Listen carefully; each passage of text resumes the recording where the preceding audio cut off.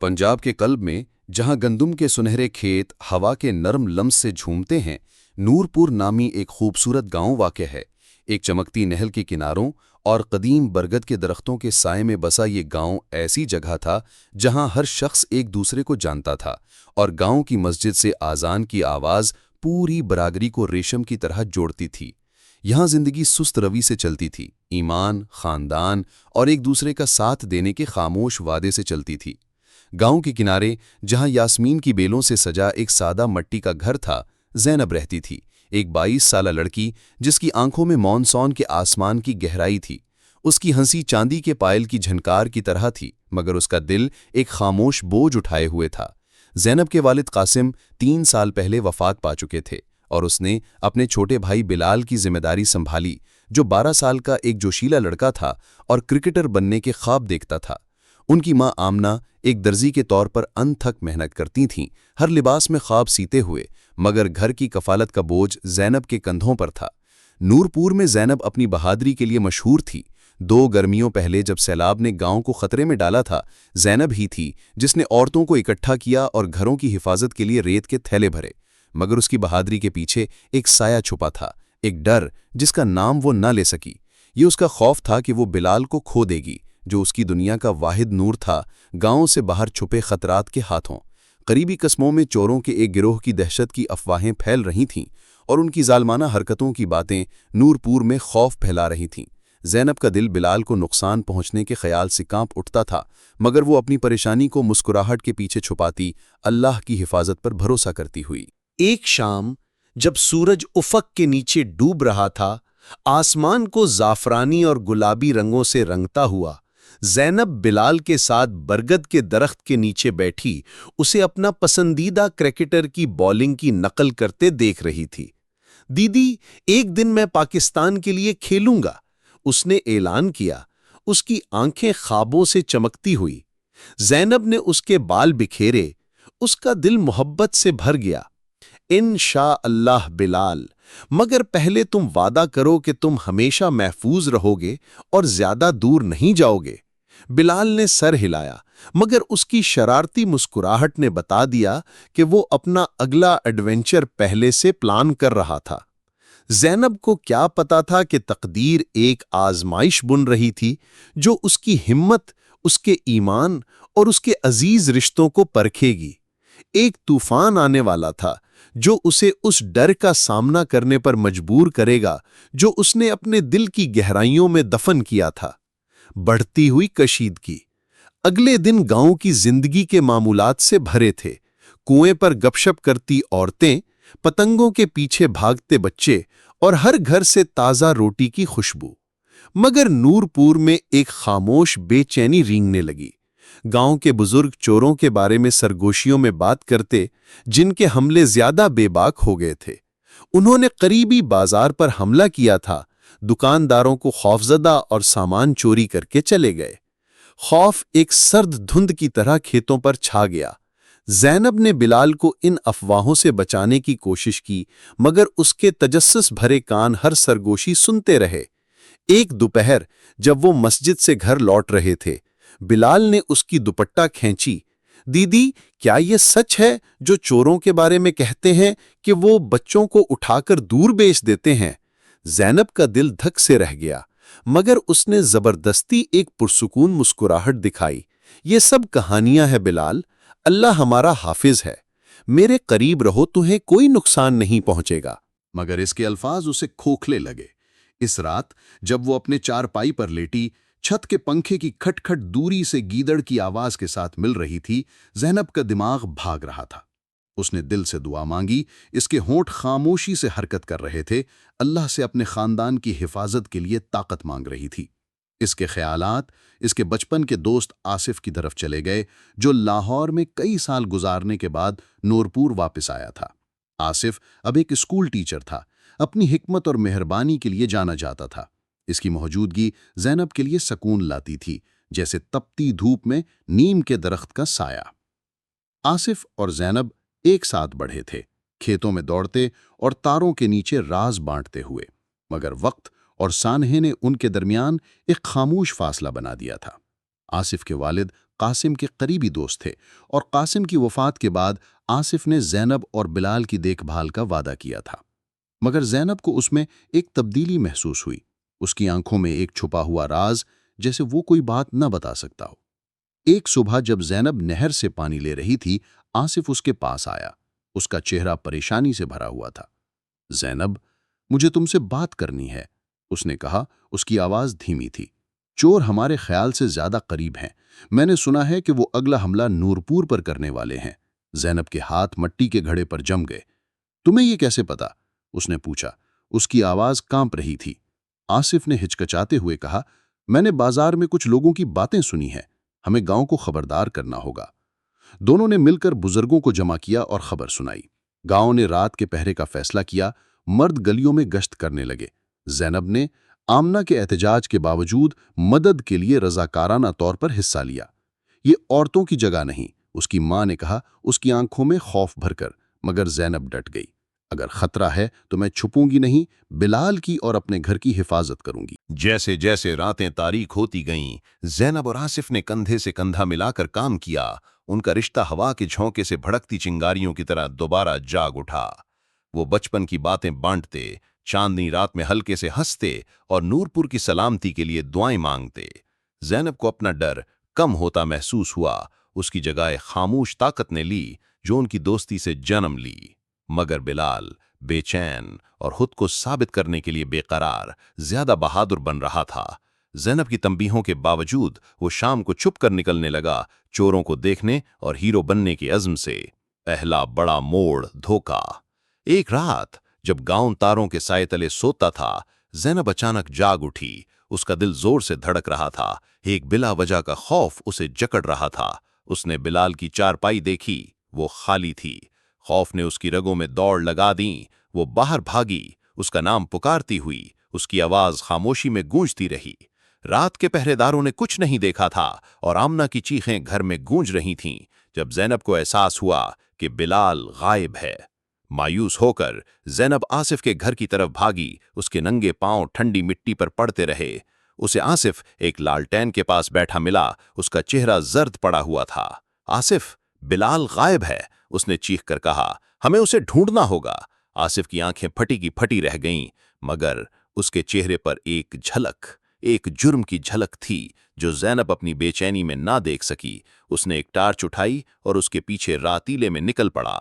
وہ کھیتوں، نہر اور گاؤں کے باہر تک ڈھونڈتے رہے، بلال کا نام پکارتے۔ ان کے گلے خراب ہو گئے۔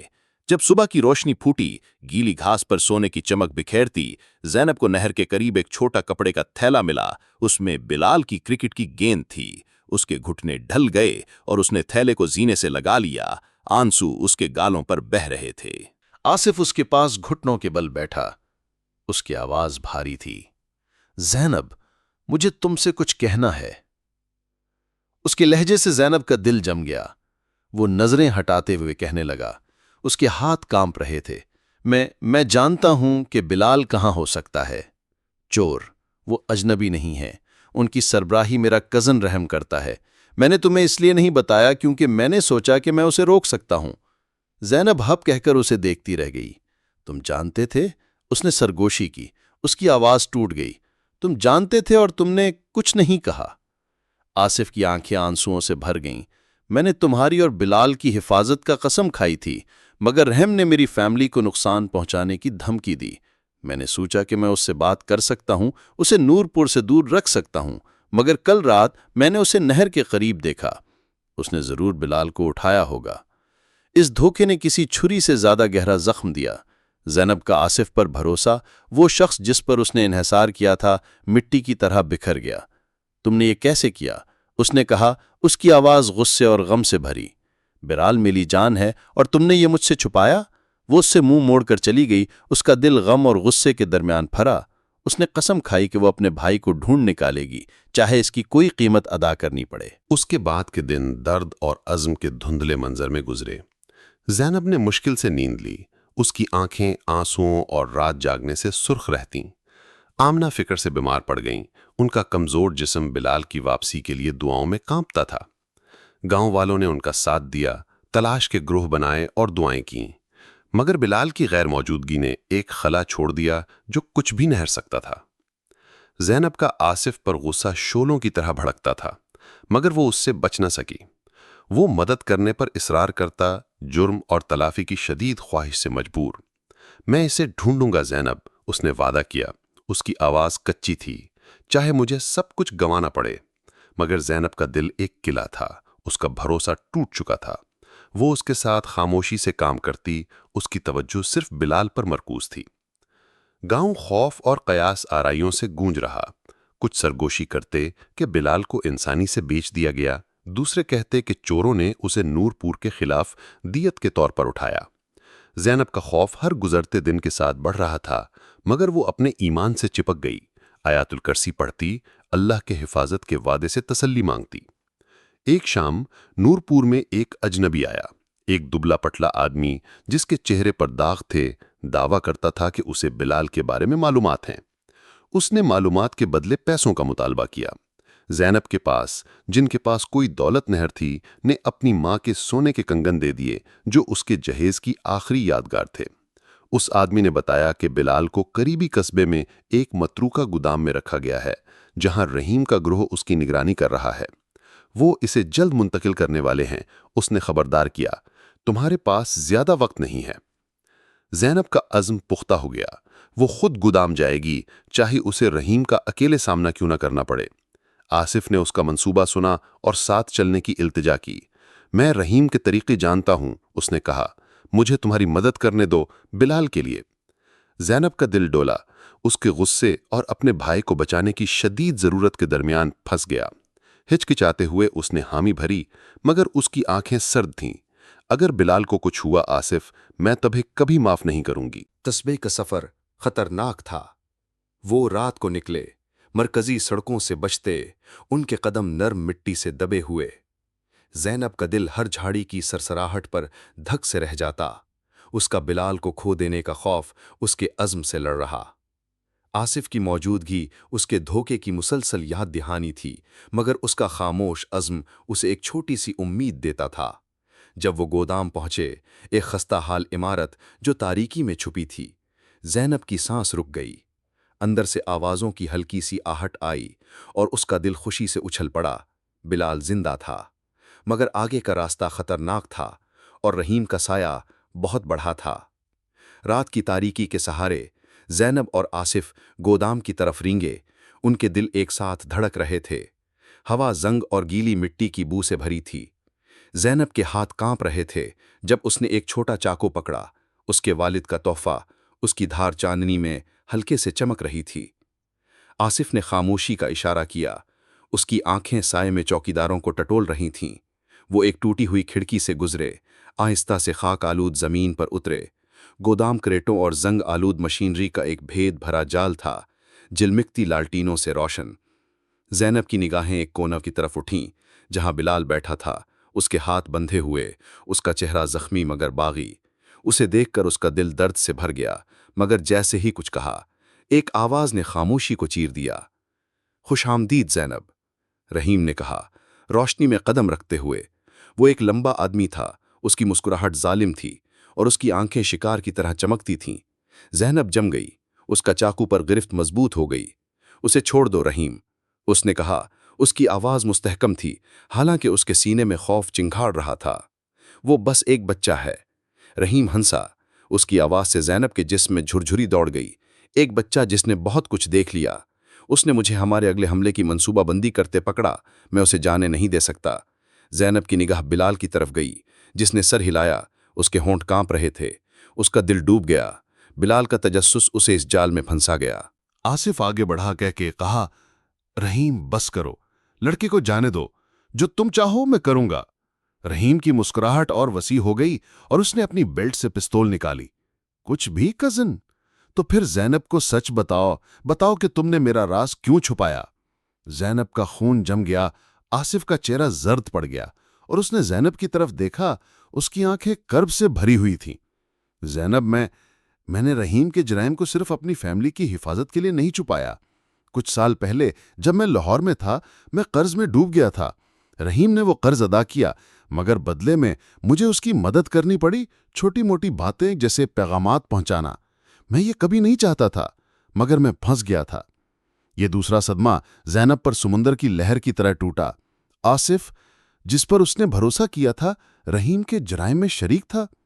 اس کی آنکھوں میں آنسو بھر آئے، مگر اس کا عزم نہ ڈگمگایا۔